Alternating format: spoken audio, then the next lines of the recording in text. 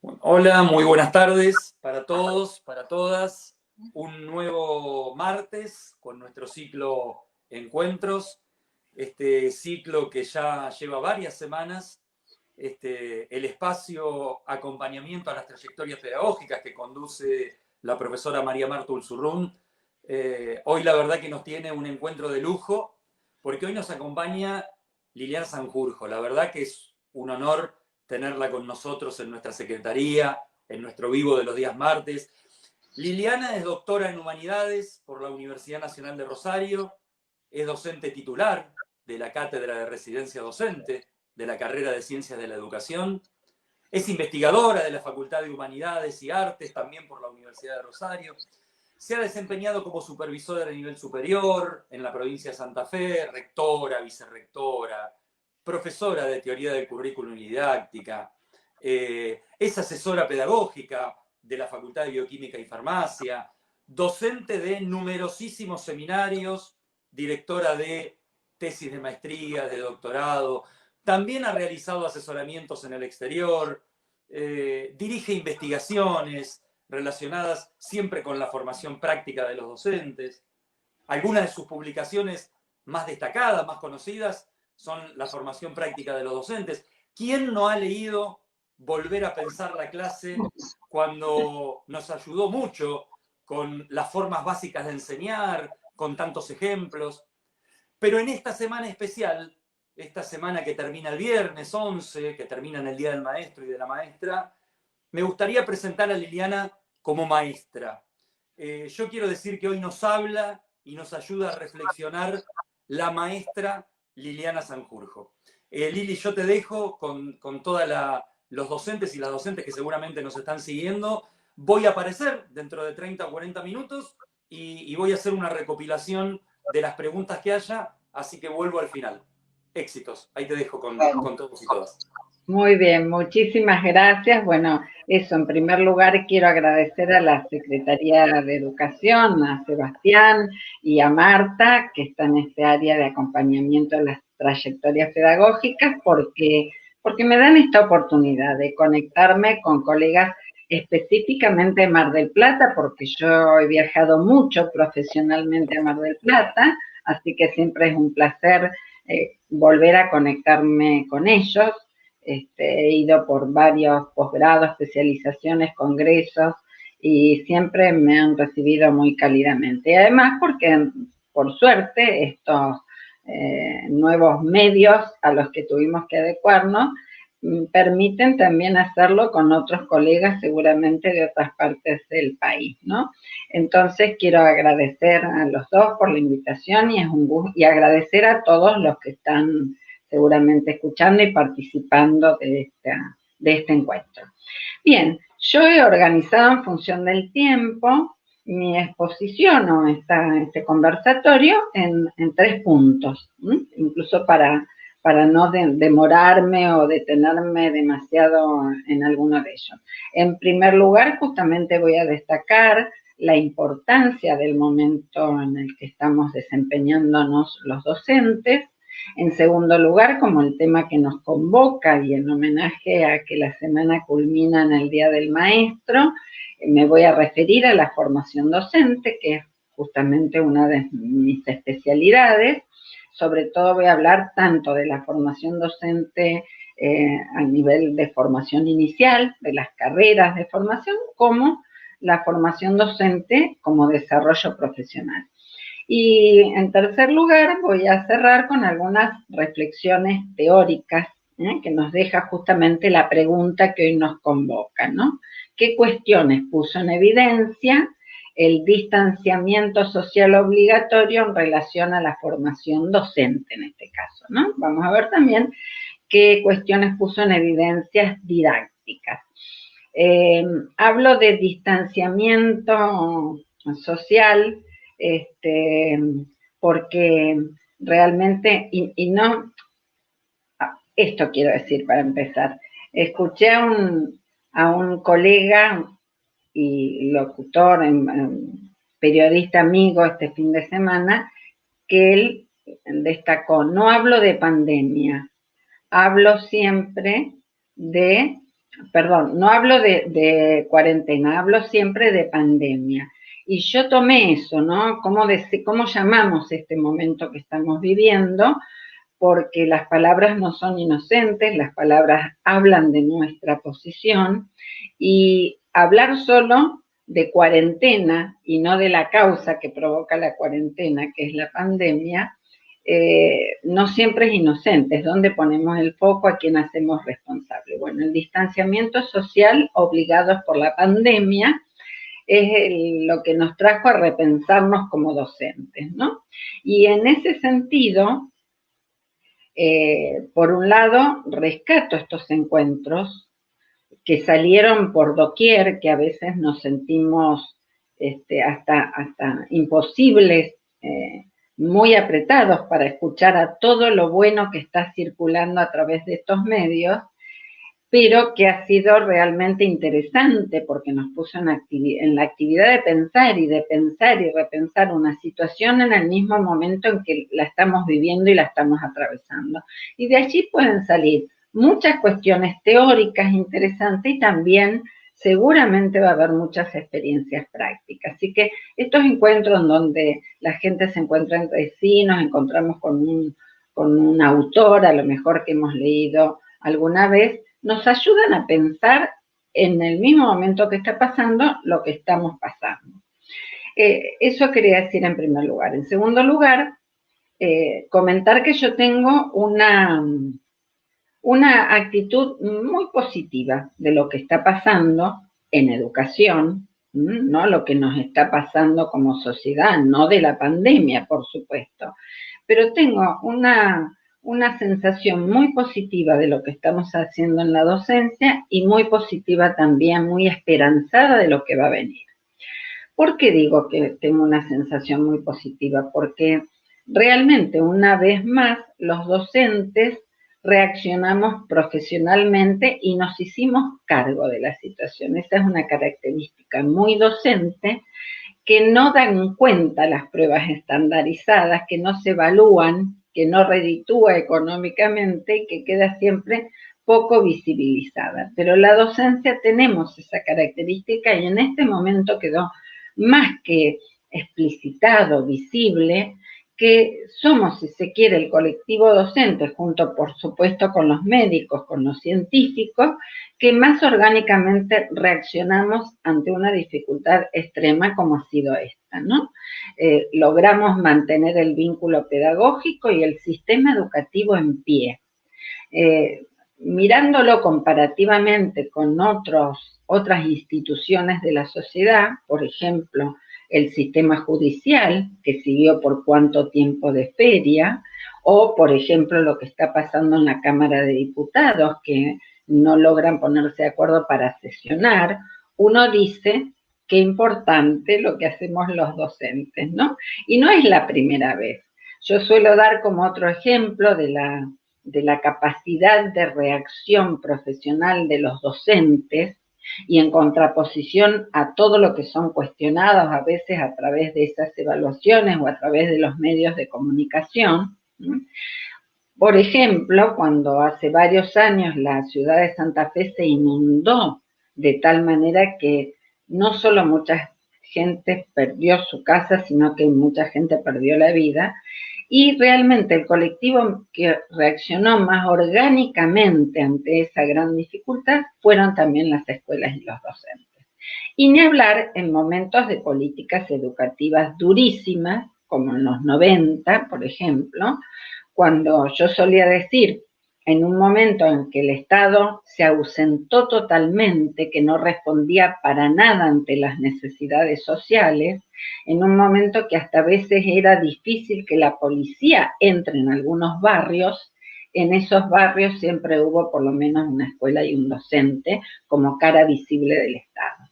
Es decir, la escuela y la docencia, con todas las dificultades que sufrimos y las evaluaciones negativas que suelen hacérsenos, seguimos siendo la cara más visible del Estado siempre. Y en ese sentido me parece muy pertinente la organización de este encuentro para hablar de formación docente, justamente en homenaje, o vaya mi reconocimiento a la docencia justamente en la semana que culmina con el Día del Maestro. ¿Y por qué tengo también una visión positiva de lo que vendrá? Porque le hemos perdido el temor a estas tecnologías. Las hemos utilizado y hemos hecho cosas que sin duda al regreso la vamos a articular con lo que veníamos haciendo presencialmente. Hemos aprendido, como vamos a ver al final, en cuanto a lo didáctico, la enseñanza, el aprendizaje, muchísimas cosas que en la presencialidad habíamos naturalizado. Entonces vamos a volver enriquecidos.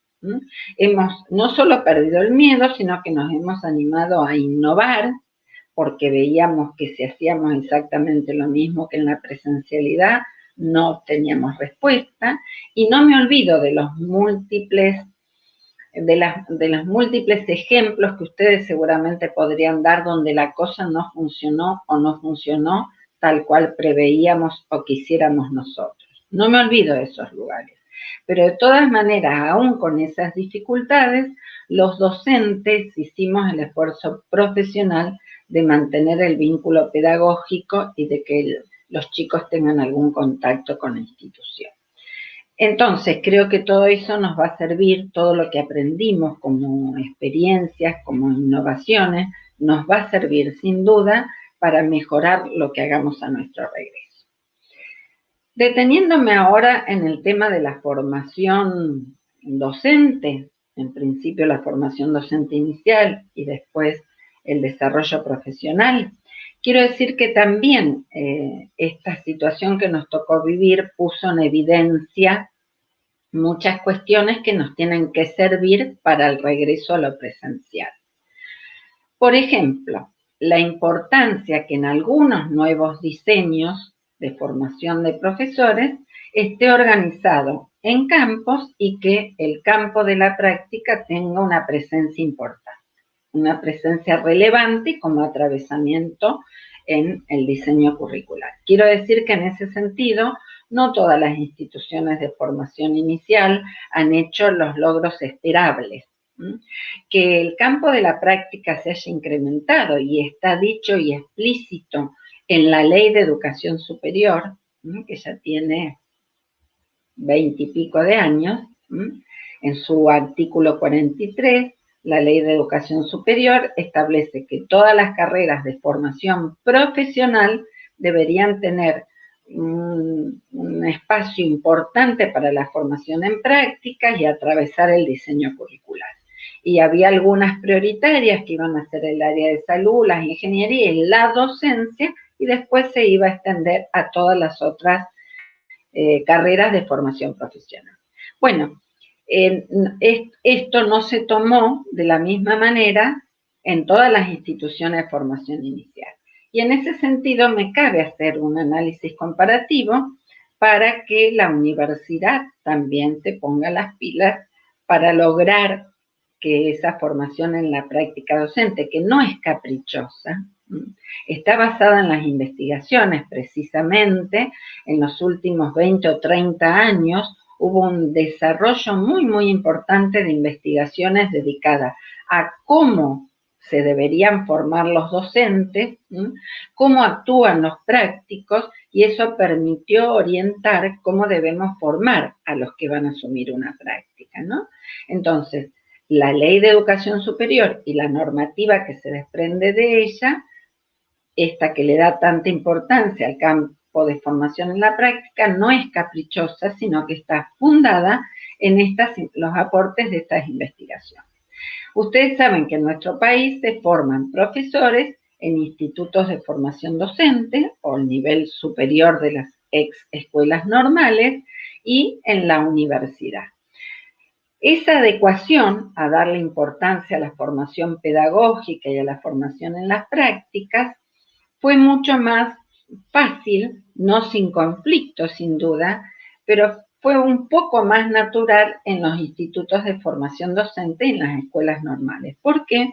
Porque su origen está en esa formación pedagógica y en la práctica, es decir, tienen toda una trayectoria, una tradición en estos dos campos, el campo de la formación pedagógica y en las prácticas, que los cambios, la implementación de los diseños fue sobre todo cuando se instaló el Infod y empezó a elaborar normativa precisa al respecto, se dio más naturalmente.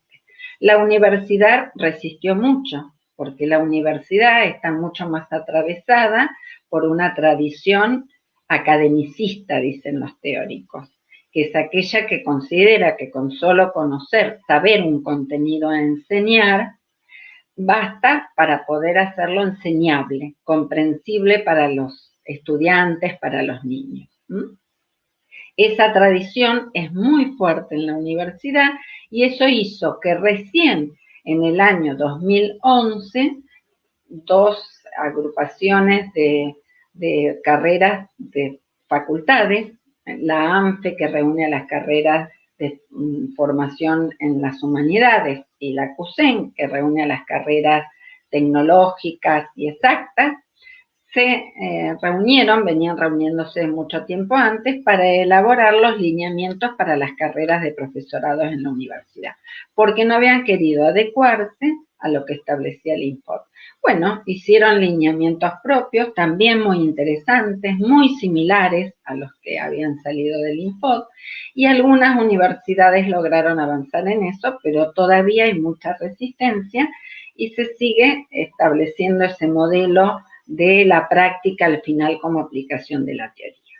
Bueno, en esto me voy a detener un momento justamente para justificar por qué no solo la formación inicial hay que hacerla de manera distinta, sino también podemos pensar las acciones de capacitación profesional distintas. Por empezar, quiero dar un ejemplo.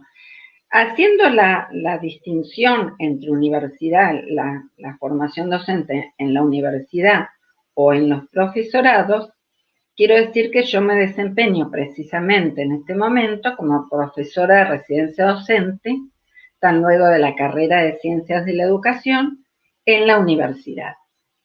Y, contrariamente a lo que pasa en los institutos, sigue estando como un espacio único en el último año de la carrera. Por lo tanto, nos tomó este distanciamiento social con estudiantes que todavía no conocíamos y que nunca habían ido a un aula en el 5º año de la carrera de Ciencias de la Educación. Nunca habían ido a un aula durante su formación como futuros profesores. Bueno, esto nos problematizó mucho. Igual hicimos la experiencia, nos está yendo muy bien, porque además, bueno, nuestros residentes hacen sus prácticas en los institutos de formación docente, porque es donde están concentradas las materias pedagógicas, y estos a su vez virtualizaron sus cátedras, así que pudieron, además nos ayuda que como es el único año que hacen la experiencia, se las hacemos hacer anual, pero fíjense qué distinto y cuánto menos nos hubiese problematizado esta situación si hubiésemos tenido la práctica como un trayecto, porque vendrían haciendo cosas previamente. Pero además pudimos hacer esta experiencia de llevarlos al campo, porque hemos superado, porque no compartimos esta concepción de práctica como aplicación de la teoría. Esa concepción que deja la formación en las prácticas al final de la carrera. Porque si nosotros hubiésemos creído que la práctica es para eso, para irme a bañar un poquito de lo que aprendí teóricamente previamente, no hubiésemos podido hacer esta experiencia. Y sin embargo, los residentes se van a recibir este año. Porque, claro, nos preguntamos, primero decíamos, sí, las clases teóricas las vamos a virtualizar, ¿qué hacemos con las prácticas? Y después pensamos en el equipo de cátedra, pero si hacer la práctica es estar ahí, donde pasan las cosas. ¿Qué es la presencialidad? Ya sabemos que reglamentariamente lo presencial se refiere a la educación presencial cuando estamos en cuerpo. Pero ¿qué sería el estar ahí en el campo donde hay que aprender de la práctica? Desde estas teorías, nuevas teorías que intentan superar esa concepción positivista de que la práctica es aplicación de la teoría, decimos precisamente que los tenemos que formar para aprender de la complejidad, para aprender a tomar decisiones en situaciones complejas, para aprender a darse cuenta de qué hacen y por qué lo hacen en esa complejidad. Por eso el trayecto de la práctica permite formar mejor en esas situaciones. Si nosotros hubiéramos concebido la práctica como aplicación de la teoría, nos hubiésemos paralizado y hubiésemos dicho, ¿qué van a hacer? Si durante toda la carrera aprendieron o fueron preparados más bien para la presencialidad, pudimos hacerla precisamente porque dijimos, si nosotros queremos que se formen en tomar decisiones ante la complejidad de la práctica, ¿qué mejor situación que esta para que aprendan de la complejidad? Y realmente entonces pasamos de una actitud un tanto paralizante, sí, vamos a dar las clases teóricas, pero ¿qué hacemos con las prácticas? A plantearnos, pero es la mejor oportunidad. Van a recibirse como una cohorte que tuvo un alto grado de complejidad para aprender de esa situación que le planteaba la práctica. Bueno, eso fue posible solamente porque concebimos la práctica como todos los espacios posibles para que los estudiantes interaccionen con la práctica y aprendan de ella. ¿Cómo van a tomar decisiones si han tenido apenas un baño de práctica? ¿Cómo van a aprender conceptos tan complejos como la complejidad del aula, como el clima del aula, como las caras de no entender que empezamos a saber leer los docentes cuando tenemos interacción en el aula, si no lo hacemos interaccionar antes? Por eso el trayecto, el campo de la práctica y pensar la práctica como trayecto, esto es una de las cosas que ha puesto en evidencia todas las complicaciones a las que nos enfrentó este distanciamiento obligatorio. Y creo también que muchas cosas se pueden repensar en función también de qué vamos a hacer o qué podemos ofrecer en acciones de desarrollo profesional. Como yo decía al inicio, ante esta complejidad, el organizar estas instancias de reconocernos y de conectarnos virtualmente han sido muy importantes y todas las instituciones quisieron hacer lo suyo al respecto. También vimos la posibilidad que podemos juntarnos, que de otra manera no sería posible, porque a mí me hubiese llevado 3 días por lo menos viajar a una charla a Mar del Plata. Se hacen congresos internacionales ahora virtuales que muchos docentes, por los gastos que origina un viaje, no hubiésemos podido hacerlo. Y creo entonces que también como desarrollo profesional, la vuelta puede darnos buenas sorpresas, porque podemos socializar, abrir espacios de socialización, pensar el desarrollo profesional como otras instancias. No solo estas que se nos ocurrió como salida inmediata ante esta situación de invitar a autores, invitar a investigadores a que cuenten sus experiencias, pero desde esa concepción de práctica también se dice que es muy importante todo lo que se aprende de la práctica y todo lo que a veces aprendemos inconscientemente de la práctica. Por ejemplo, un dato importantísimo que han ofrecido estas investigaciones acerca de la práctica es que si seguíamos haciendo la formación docente al estilo tradicional, lo que aprendían en esa formación inicial sistemática y en las acciones sistemáticas de capacitación tenían baja incidencia en relación a esos modelos que habían internalizado muy acríticamente durante nuestro paso por la escuela como estudiantes, y lo que aprendemos también acríticamente en los momentos de socialización profesional. Ingresamos en una escuela y todo lo que aprendemos allí es muchísimo.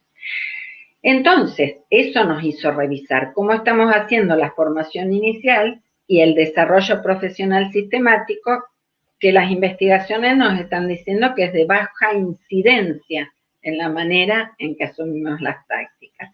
A mí como formadora de docentes me movilizó inmensamente, porque casi toda mi carrera profesional estuvo dedicada a la formación docente inicial o acciones de desarrollo profesional sistemático. Y las investigaciones estaban diciendo que si no la hacemos de otra manera, eso tiene escasa incidencia. Entonces, una de las cosas que nos hacen ver estas investigaciones, que además de las buenas teorías, nosotros aprendemos mucho y construimos muy buen conocimiento profesional en nuestras prácticas. Cuando logramos hacerla pensadamente, cuando logramos mirarla a partir de la teoría, cuando logramos construir teoría a partir de nuestras intervenciones.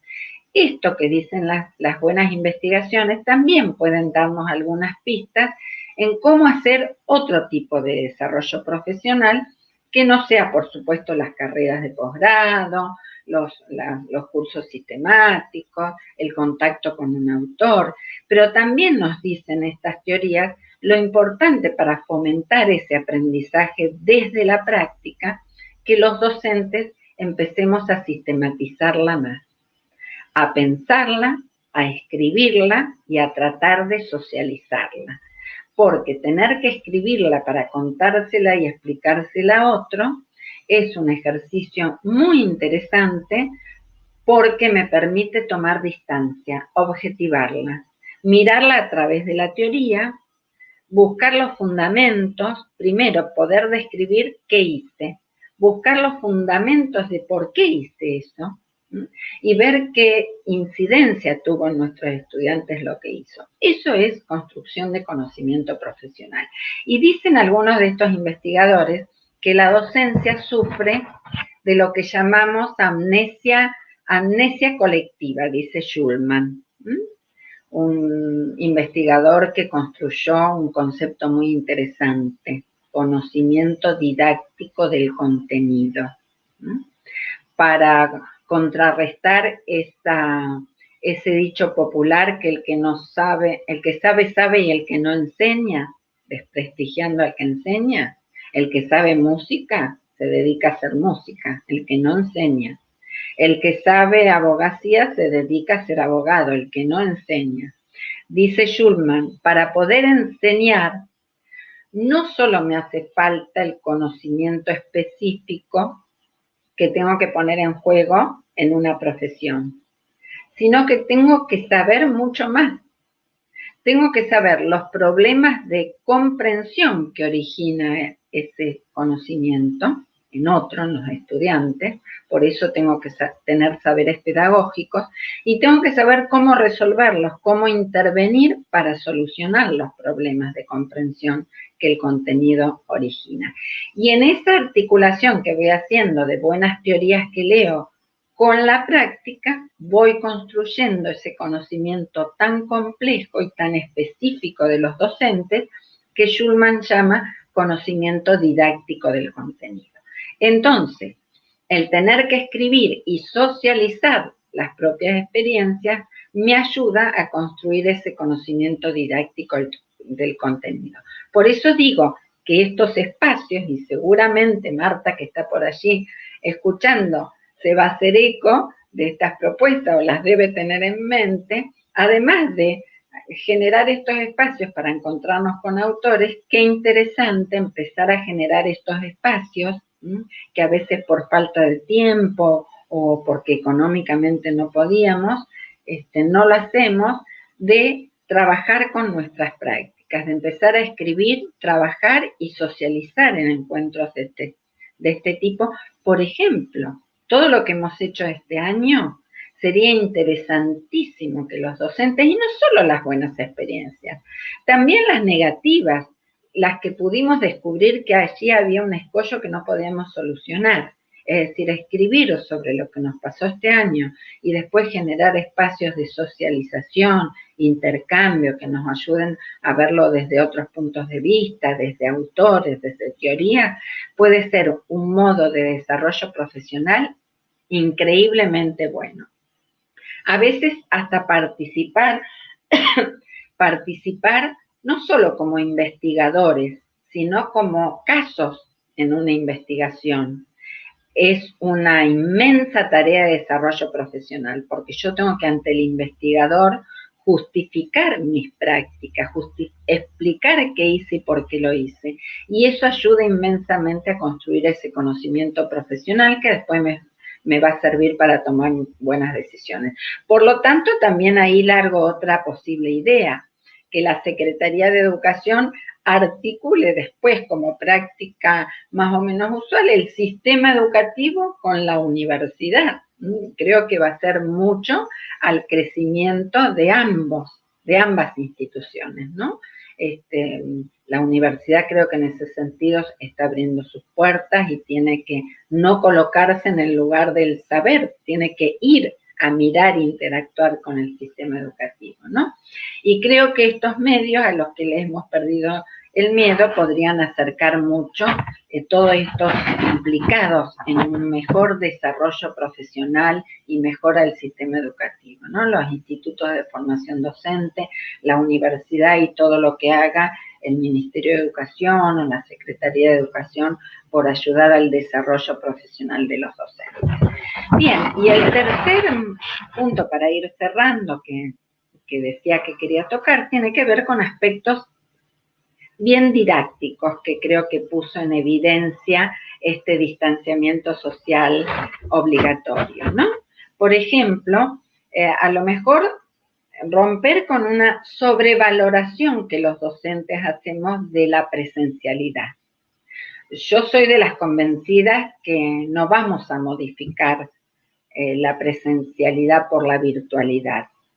Que tenemos razón los docentes de desconfiar cuando nos dicen esto. Primero, porque sabemos muy bien, justamente el contacto con las prácticas nos permitió saber cuán importante en el aprendizaje es lo afectivo y el contacto, ¿no? Esto, ver la cara de los estudiantes, el clima del aula, cuánto aprendimos de eso.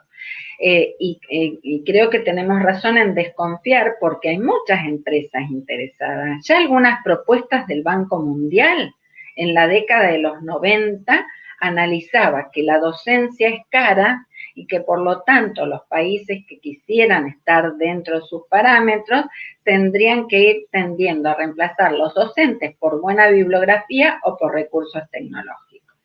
Creo que no es esa la propuesta, pero sí que digo que una conclusión teórica que podemos sacar es que los docentes sobrevaloramos lo presencial como lo único válido. Bueno, ahora le hemos perdido el miedo a estos recursos y nos dimos cuenta algo teóricamente que para mí es muy importante, que dábamos por supuesto que el alumno esté presente estaba implicado, estaba activo, comprometido intelectualmente.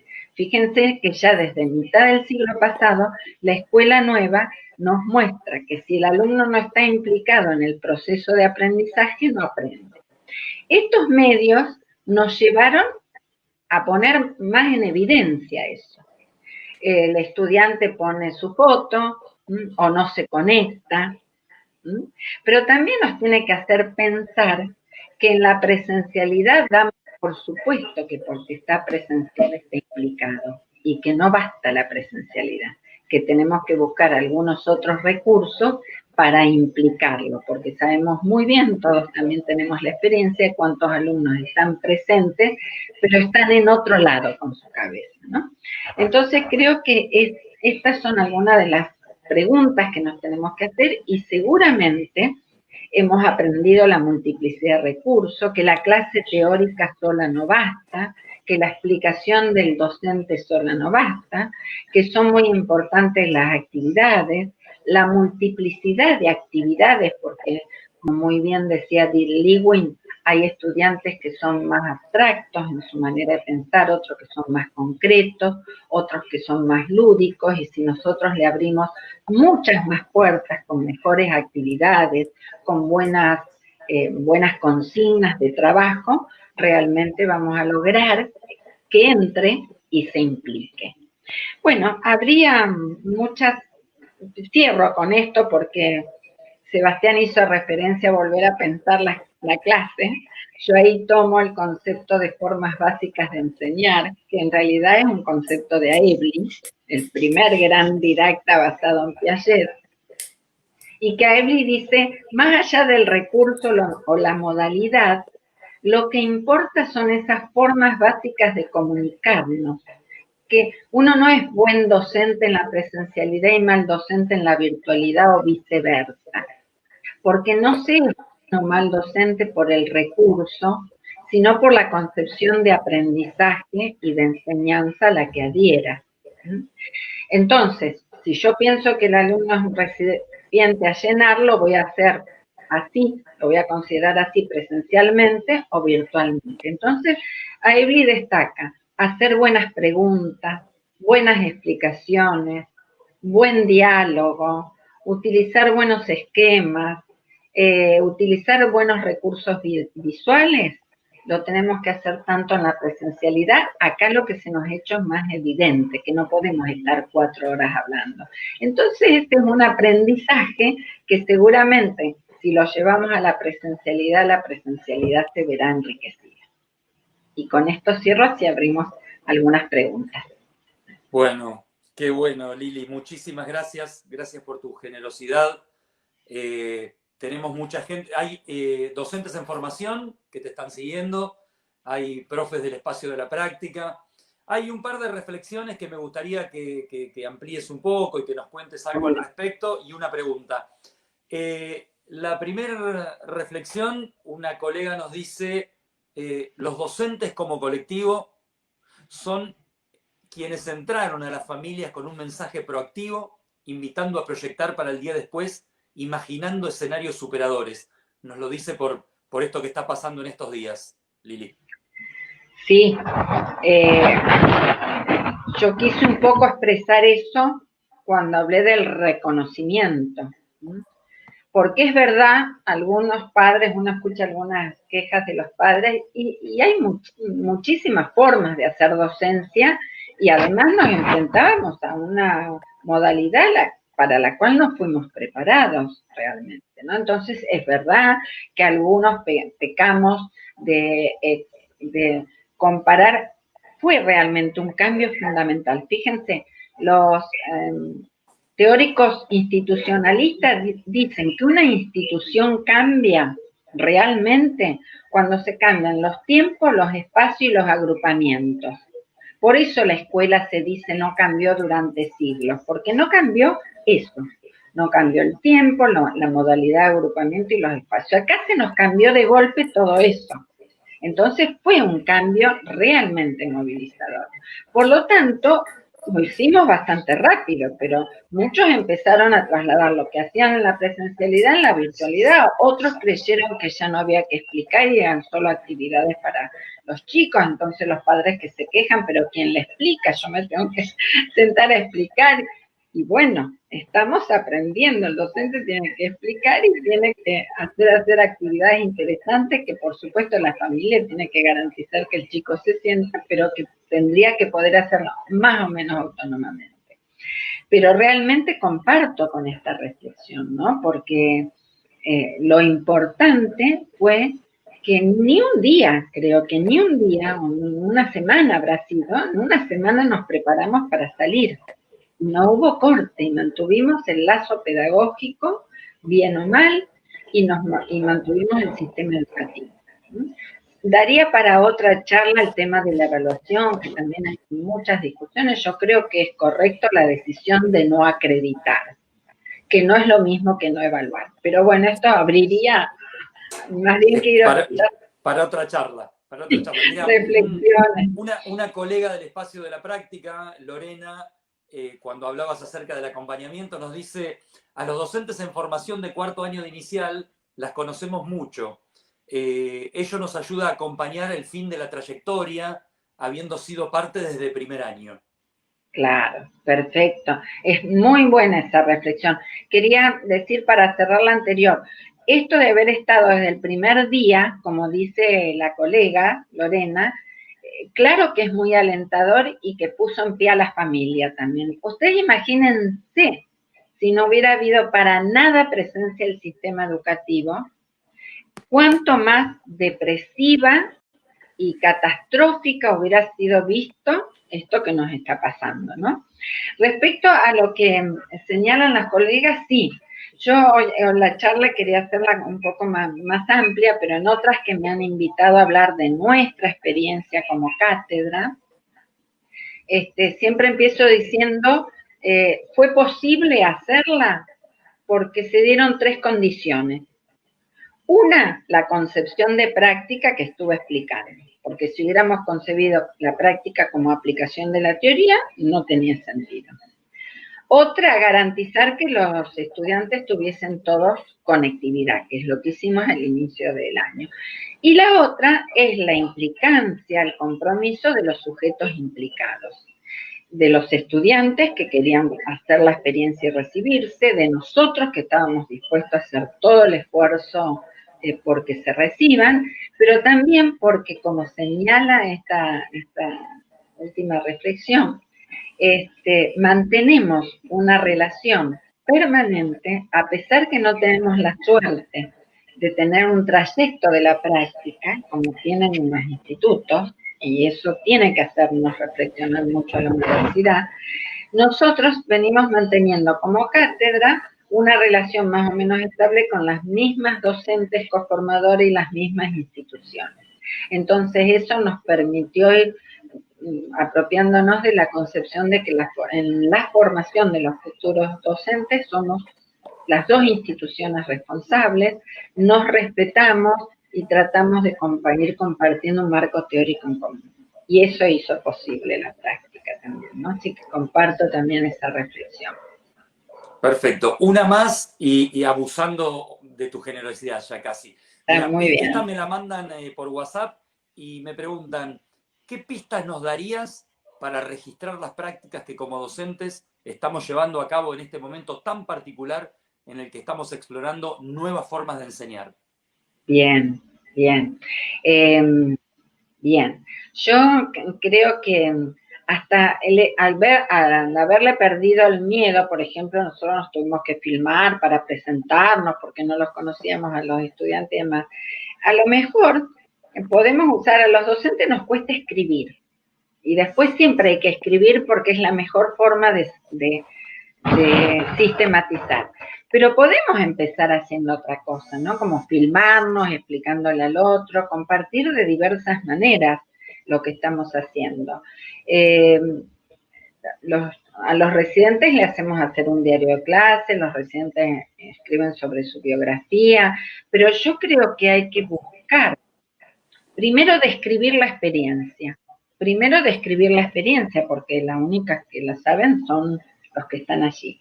Si lo hacen socializadamente se van a animar más, porque al contarle yo al otro, el otro me da idea, socializar.